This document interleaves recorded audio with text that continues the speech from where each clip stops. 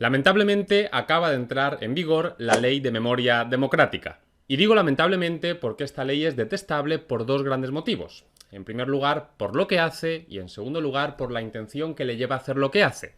Vamos a verlo con algo de detenimiento.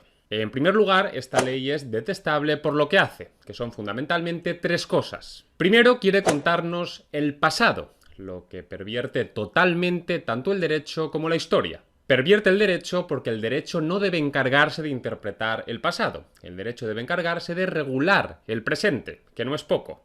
Y pervierte la historia porque la historia no se decreta a golpe de ley. Aunque una hipotética mayoría democrática así lo quiera, no puede decidir qué es lo que sucedió en el pasado, es algo que no está en su mano. Pero parece que hoy triunfa la idea contraria, y no hay más que escuchar a Felipe González. Hay una verdad que he aprendido. En democracia, la verdad es lo que los ciudadanos creen que es verdad. Hay que decir que esto ya fue debidamente criticado hace un tiempo. En 2018, más de 200 historiadores firmaron un manifiesto en el que decían lo siguiente: ningún parlamento democrático ni puede ni debe legislar sobre la historia, pues de hacerlo criminalizaría la historia, estableciendo una checa de pensamiento único al imponerse por la fuerza y la violencia del Estado. Pero la cosa va a peor, porque esta ley no se contenta con contarnos el pasado, además quiere imponernos por la fuerza su versión de la historia. Primero, la ley intenta imponer su versión de la historia por las buenas, a través del adoctrinamiento. Así, su artículo 44 se dirige a los niños y a los adolescentes.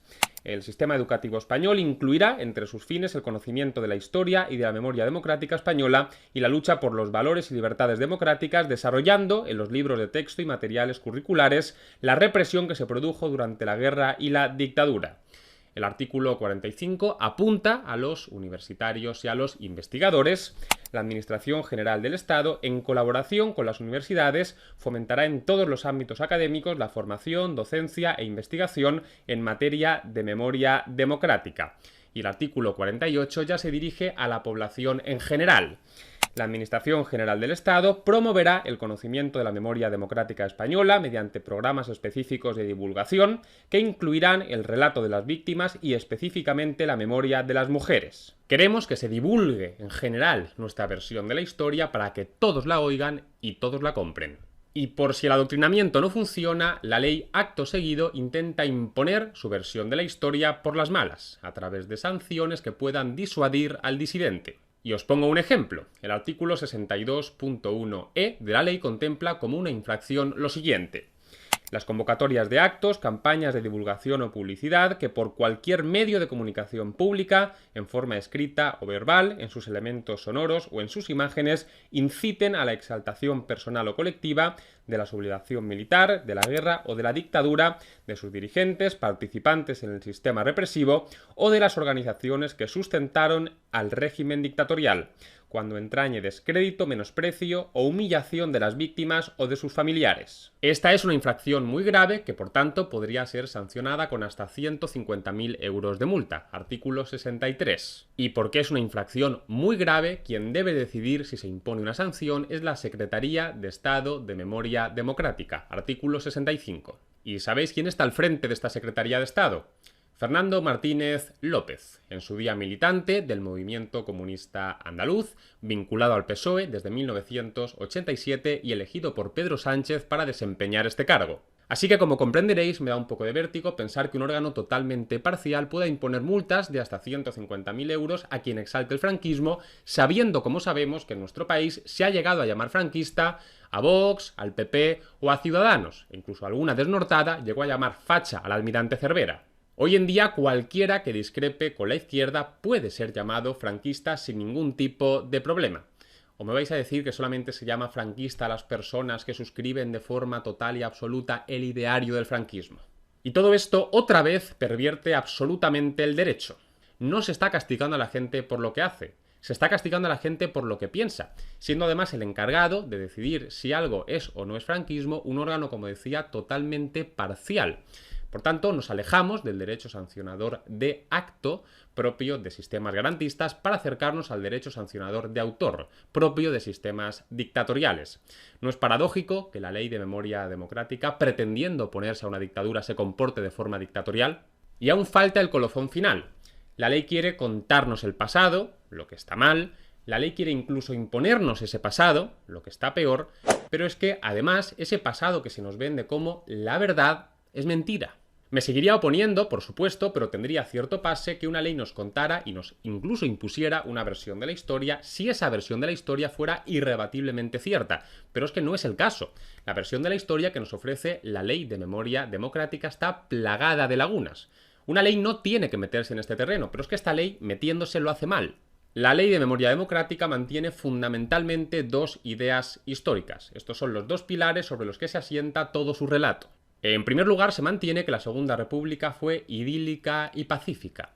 En su exposición de motivos, la ley nos dice lo siguiente. Hasta la Constitución de 1978, esos periodos democráticos eran abruptamente interrumpidos por quienes pretendieron alejar a nuestro país de procesos más inclusivos, tolerantes, de igualdad, justicia social y solidaridad. El último de ellos protagonizado por la Segunda República Española y sus avanzadas reformas políticas y sociales. Fue interrumpido por un golpe de Estado y una cruenta guerra. Y su artículo 3, ahondando en la misma idea, entiende que solo hay víctimas del 18 de julio de 1936 en adelante. Antes, durante la Segunda República, no hubo ninguna. A los efectos de esta ley se considera víctima toda persona que haya sufrido individual o colectivamente daño físico, moral o psicológico, daños patrimoniales o menoscabo sustancial de sus derechos fundamentales durante el periodo que abarca el golpe de Estado de 18 de julio de 1936, la posterior guerra y la dictadura, incluyendo el transcurrido hasta la entrada en vigor de la Constitución Española de 1978. Porque la Segunda República fue el paraíso en la tierra, hay que defender a capa y espada que en ella no hubo víctimas, porque de haberlas, su relato se resquebrajaría. Y esto, por ejemplo, les lleva a mantener disparates como el siguiente. José Calvo Sotelo era uno de los principales líderes de la oposición al gobierno, como hoy día lo puede ser Feijóo o Abascal. Pues bien, el 13 de julio de 1936, un comando de policías socialistas lo sacó ilegalmente de su casa, le pegó un par de tiros y lo abandonó en un cementerio. Pues bien, como esto sucedió el 13 de julio de 1936 y por tanto antes del 18 de julio de 1936, momento a partir del cual la Ley de Memoria Democrática entiende que hay víctimas, José Calvo Sotelo no es considerado una víctima. Es más, el artículo 41 de la Ley de Memoria Democrática suprime el ducado de Calvo Sotelo, creado a título póstumo el 18 de julio de 1948 en honor a este político asesinado. Y la primera idea histórica conecta con la segunda, precisamente porque se mantiene que la Segunda República fue idílica y pacífica, se mantiene también que en la Guerra Civil hubo un bando de buenos buenísimos y un bando de malos malísimos, sin matices ni grises. Y estas dos ideas son como poco cuestionables. El problema es que hoy en día uno dice esto, que estas dos ideas son como poco cuestionables e inmediatamente se le tacha de franquista o de fascista o de lo que se quiera. Hay que llevar mucho cuidado con la fuente que elegimos, así que ¿qué os parece si elegimos como fuente a Clara Campoamor y a su libro La Revolución Española vista por una republicana, escrito meses después del inicio de la Guerra Civil? ¿Y por qué Clara Campoamor? Bueno, por varios motivos. Primero, porque vivió la época, así que creo que sabe de lo que habla. Segundo, porque no tiene especiales simpatías hacia la derecha. Jamás militó en un partido de derechas y al inicio de la Guerra Civil un grupo de derechistas intentó matarla cuando ella iba en un barco rumbo a Génova, así que no creo que mienta para beneficiarla. Y tercero, esto ya es el sumum, porque hoy en día tanto el PSOE como Podemos la reverencian, se fían de ella, parece. Por lo tanto, me imagino, como decía, que tanto el PSOE como Podemos se fiarán de Clara Campoamor, ¿no? Pues os hago un favor, citemos a alguien de vuestra confianza, citemos a Clara Campoamor. ¿Opinaba Clara Campoamor que la Segunda República fue idílica y pacífica? Pues parece que no. Sobre este periodo dejó escrito lo siguiente.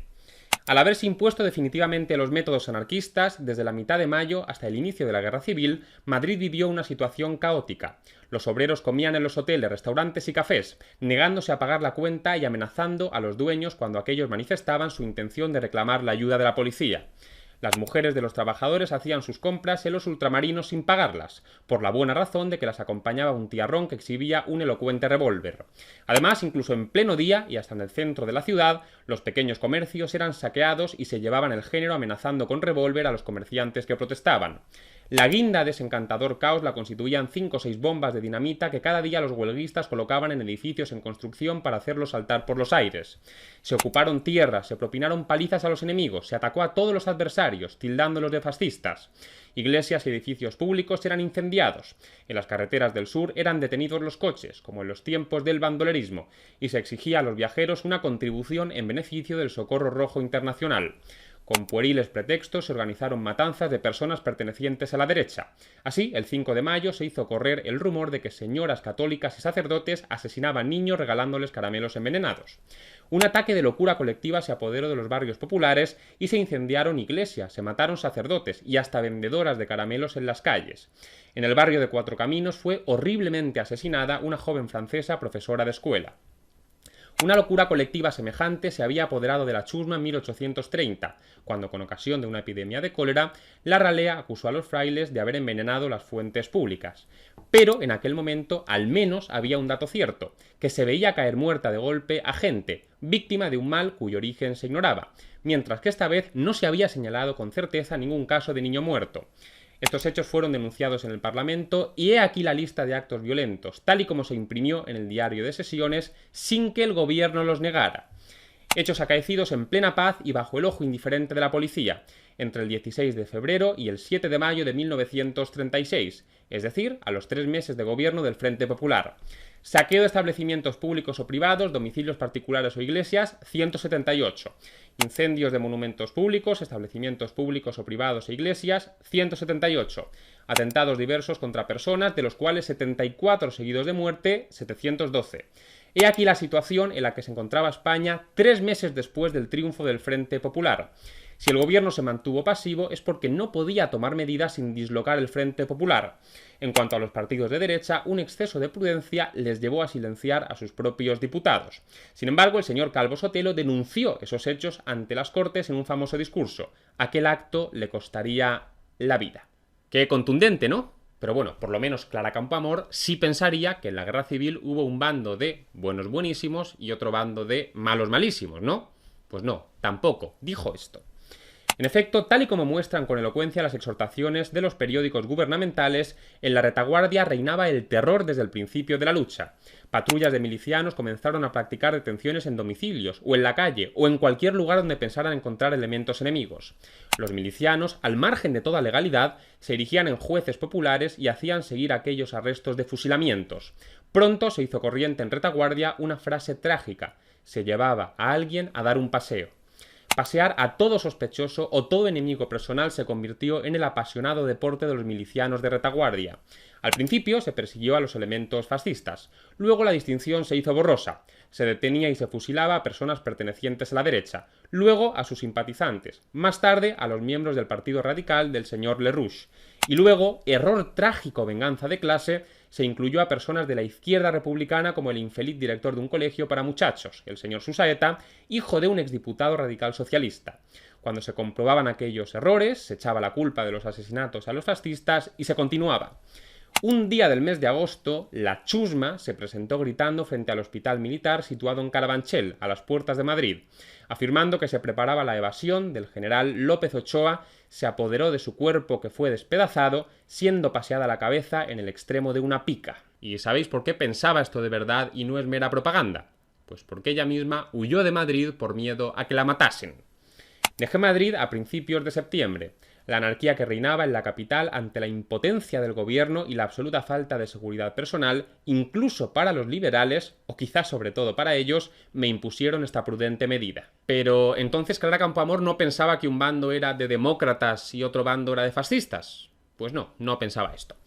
¿Fascismo contra democracia? No, la cuestión no es tan sencilla. Ni el fascismo puro ni la democracia pura alientan a los dos adversarios. La división, tan sencilla como falaz, hecha por el gobierno del Frente Popular entre fascistas y demócratas para estimular al pueblo, no se corresponde con la verdad. La heterogénea composición de los grupos que constituyen cada uno de los bandos demuestra que hay al menos tantos elementos liberales entre los alzados como antidemócratas en el bando gubernamental. Y alineándose con Chávez Nogales en este punto, advierte que en caso de llegar a ganar la guerra al Frente Popular, no ganaría la democracia. E incluso más allá de la guerra, el porvenir parecía sombrío. Se vislumbraba con demasiada claridad que el triunfo del gobierno no sería el triunfo de un régimen democrático, dentro del cual el ciudadano gozaría de libertad. Sería una época de enfrentamientos internos, de luchas sangrientas entre los grupos obreros con distintas ideologías que se disputarían el poder y la gloria de instaurar en el país regímenes opuestos, el comunismo bolchevique o el libertarismo anarquista. El resultado solo puede ser una dictadura del proletariado más o menos temporal en detrimento de la República Constitucional. Recordad que nada de lo anterior lo he dicho yo, todo lo ha dicho Clara Campoamor. Así que, ¿qué vais a hacer ahora? ¿Llamarla fascista también a ella? Perfecto, tened valor. Pero sed conscientes de que acto seguido tendréis que admitir que si hoy en día en España las mujeres pueden votar es gracias al fascismo, porque fue ella quien introdujo el sufragio femenino en nuestro país.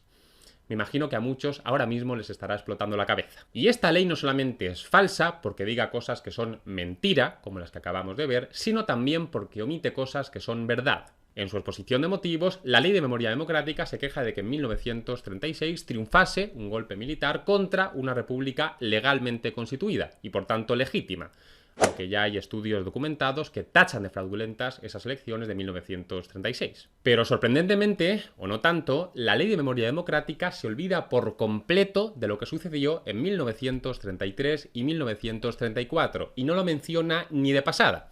En vez de llamarla Ley de Memoria Democrática, podrían haberla llamado Ley de Memoria con lapsus democrática. Yo os cuento lo que pasó. A finales de 1933 iban a celebrarse unas elecciones en España, y ya antes de que se celebrasen estas elecciones, los socialistas dejaron claro cuál era su compromiso con la democracia. Así, por ejemplo, el 9 de noviembre de 1933, Largo Caballero dijo en un mitin lo siguiente: «Mucho dudo que se pueda conseguir el triunfo dentro de la legalidad, y en tal caso, camaradas, habrá que obtenerlo por la violencia. Nosotros respondemos, vamos legalmente hacia la evolución de la sociedad, pero si no queréis, pues haremos la revolución violentamente. Eso dirán los enemigos, es excitar a la guerra civil. Pongámonos en la realidad, hay una guerra civil. Y también son suyas estas perlas.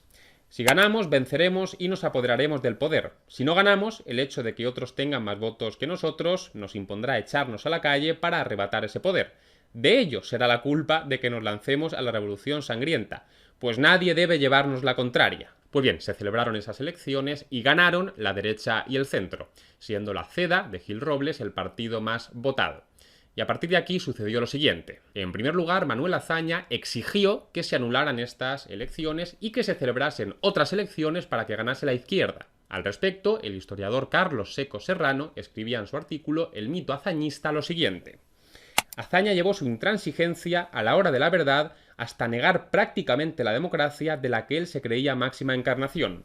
Ocurrió esto en 1933, cuando en unas elecciones efectuadas con absoluta pulcritud por Martínez Barrio, presidente entonces del gobierno y hombre de intachable ideología izquierdista, triunfaron las formaciones de centro y derecha que pilotaban respectivamente Lerroux y Gil Robles.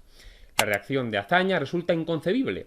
Se apresuró a entrevistarse con Martínez Barrio para exigirle nada menos que esto: dar por no realizadas las elecciones, disolver la nueva Cámara antes de que se reuniese, formar un nuevo gobierno de izquierdas rabiosas que ofreciera garantías y llevar a cabo un nuevo proceso electoral que debía restablecer la antigua mayoría.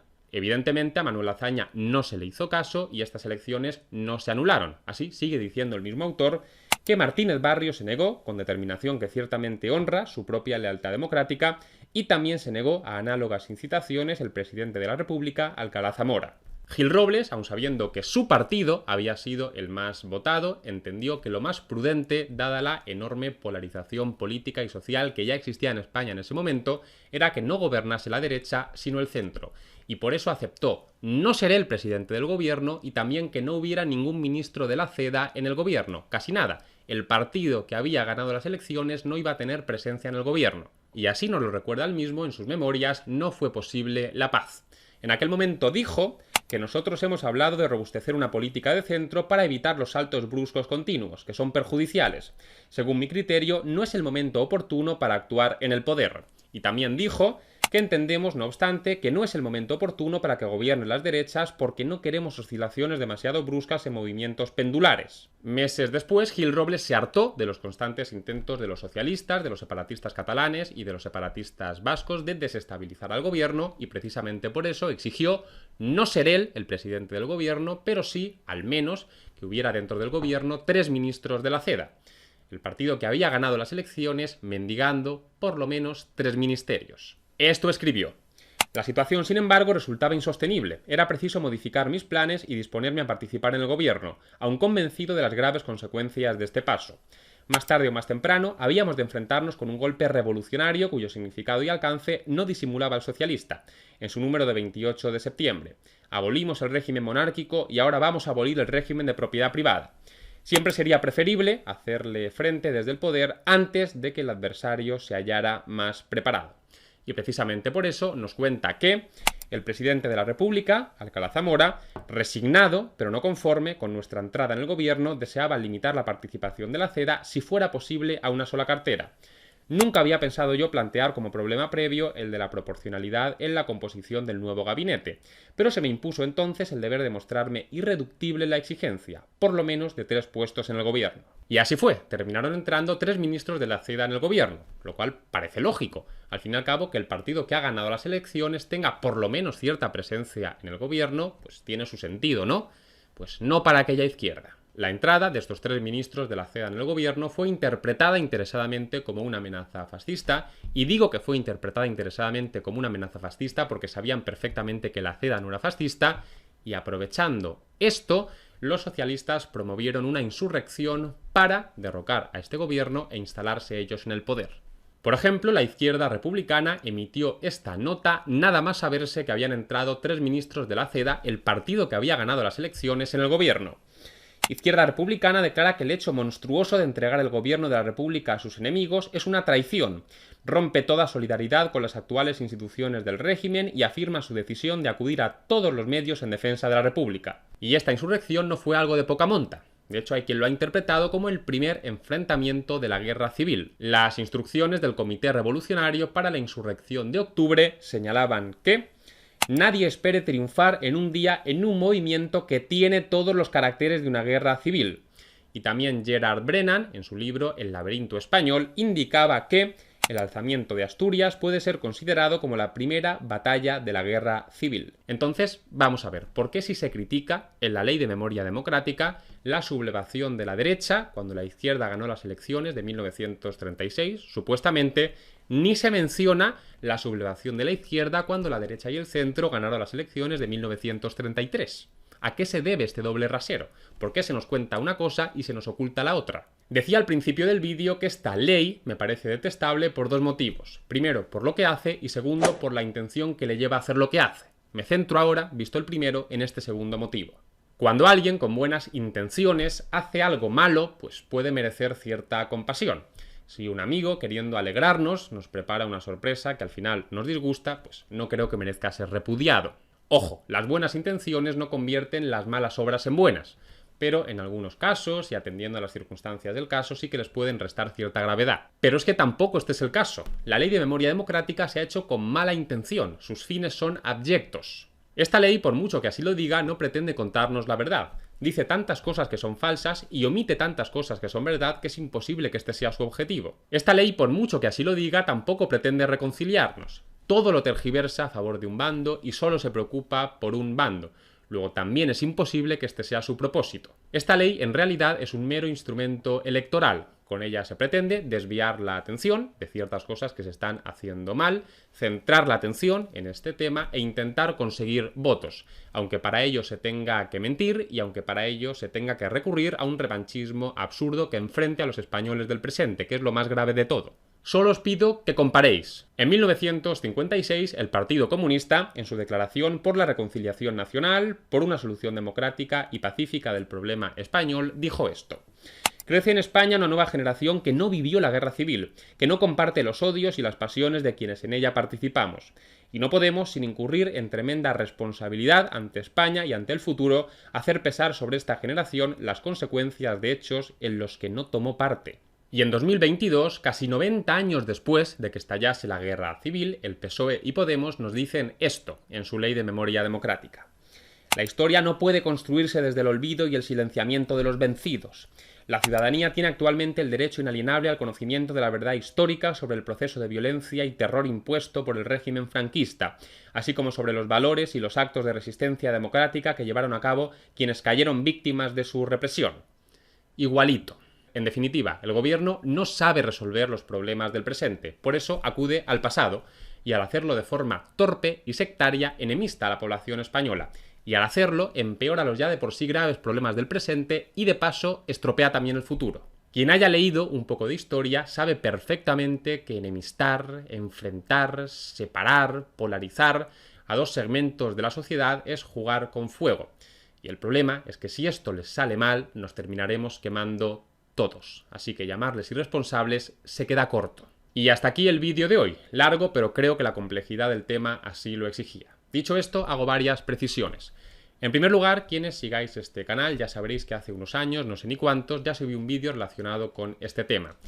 Para este vídeo he rescatado muchas de las citas que incluí en su día, particularmente las de Clara Campoamor, pero he querido hacer otro vídeo porque había que añadir más información y había que incluir las actualizaciones pertinentes, porque han pasado años y ha entrado en vigor esta ley.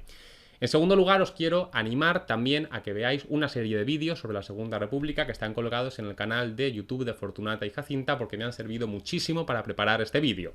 Y en tercer lugar, os recuerdo, muchos de vosotros ya lo sabréis, que soy abogado penalista y que precisamente por eso me he creado un canal secundario para difundir el derecho penal. Así que os animo encarecidamente a que lo sigáis. Os lo dejaré en la descripción del vídeo. Dicho esto, como siempre os digo, si os ha gustado el vídeo podéis darle me gusta y comentar, así ayudáis a visibilizarlo y también podéis suscribiros al canal. La verdad es que no cuesta nada y yo os lo agradezco enormemente. Dicho esto, hasta la próxima.